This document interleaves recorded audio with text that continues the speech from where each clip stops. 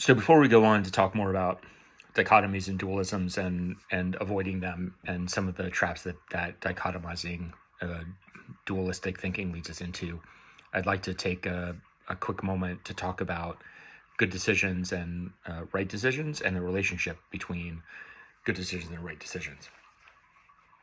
We have a tendency to think that something that turns out to be right, a decision that turns out to be right, it was a good one just because it was right. But it is possible to make good decisions and be wrong, and it is possible to be right having made bad decisions. So what do I mean by that? And I can think of there are two examples specifically that I want to use to talk about this. One is poker, right? And if you've played poker, and you can think of versions of this in different kinds of games, but the one that occurs to me is poker, right? Like, you can, based on the information that you have, make a decision about placing a bet, or about how much you bet, or whether you stay in hand or not, based on the cards you have in front of you, the cards that are on the table. Let's say if you're playing Hold'em, and ways that your opponents have bet previously in that hand, right? You start to construct a picture of the hands that you think people might have, and the ways that they're behaving, and how you connect those, right? And so you might have very good reasons for thinking that someone else has a better hand than you do, and be wrong. Or you might have very good reasons for thinking that you have a better hand than anybody else and be wrong, right? So if you've got a hand that could literally only be beaten by one other hand in that, right, by one other set of cards in that hand, then the chances that your opponent has that hand might be very small. And so you'd have very good reasons for thinking that they probably don't have it. And then if you think they might be bluffing, you have even more reasons for thinking that they don't have it. But maybe they do. And so do you call them or not, right? Do you stay in? Do you fold? And so you could make a good decision, that is to say, a decision that is justified based on the information that you have, that turns out not to be true. So your belief about the hand is justified, but it is false, right? And that's just but it wouldn't mean that your reasons for making that were bad reasons. Based on the evidence that you had, they were good.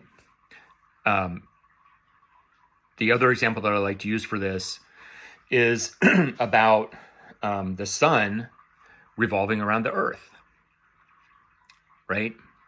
So if you step back for a second from the earth revolving around the sun having been banged into your head almost since you could talk, you would realize that if you just went on the evidence of your eyes, it's as plain as day, literally, that the sun moves and that the earth is stationary. The earth doesn't feel like it's moving. Like all of those things.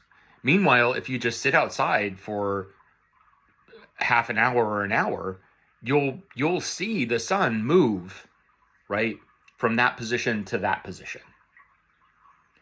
And so, without any other evidence, not only could you be forgiven for thinking that the sun moves around the earth while the earth stays still, you could be praised for that because it's perfectly sensible given the evidence that you have.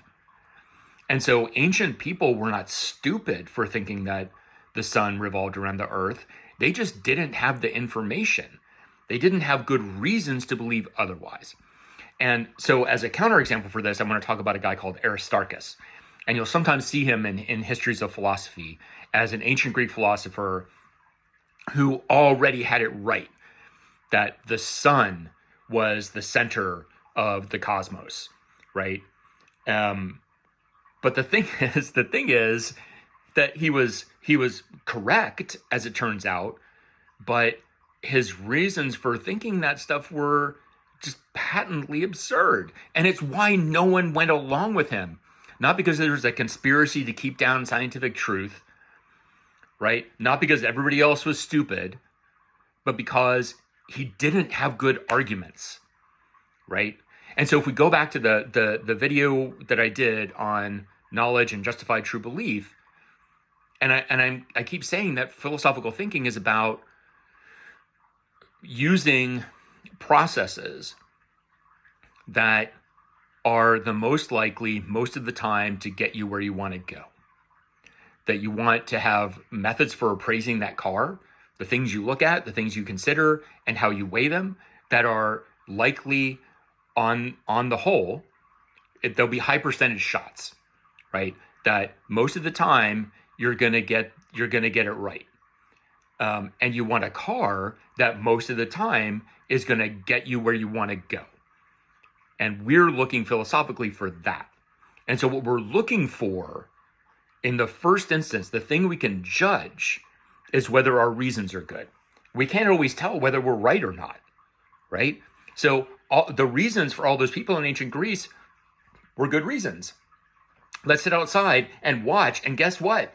There was the sun, and there's the sun, and there's the sun, and there's the sun, right?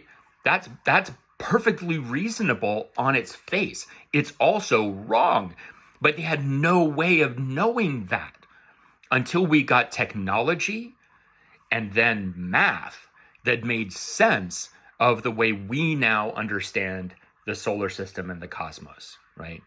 So keep in mind that it's one thing to have the right answer.